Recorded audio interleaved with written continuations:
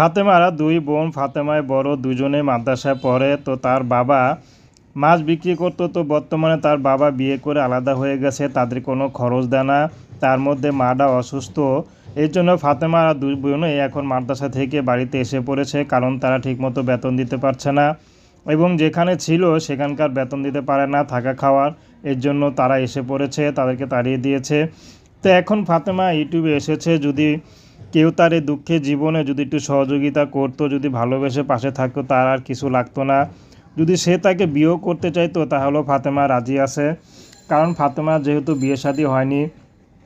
ফাতেমা চাচ্ছে মাদ্রাসার ছেলে হোক আর মাদ্রাসার বাইরে হোক, যদি তার মনটা ভালো হয় তাহলে ফাতেমা বিয়ে শাদী করতে কোনো আপত্তি নেই। ফাতেমা খুব ইচ্ছা ছিল মাদ্রাসা পড়াশোনা করে বড় হাফেজ হবে, কিন্তু আর হতে পারবে কিনা জানে না। তো বর্তমানে ফাতেমা কি করবে, বাসায় এসেছে, তার মাও অসুস্থ, মা সেবা করে এবং পাশাপাশি খালার বাসায় গিয়ে কাপড় সেলাই করে, কাঁথা সেলাই করে টুকটাক যা পায় তা দিয়ে কোনো মতে ডাল ভাত ব্যবস্থা করে। তো তাদের এই হতদরিদ্র পরিবারের জীবনের কথা শুনে যে মানুষটি কাছে আসবে, ভালোবাসবে, সেই মানুষটি বিবাহিত হোক আর বয়স বেশি হোক, ফাতেমা বিয়ে শাদী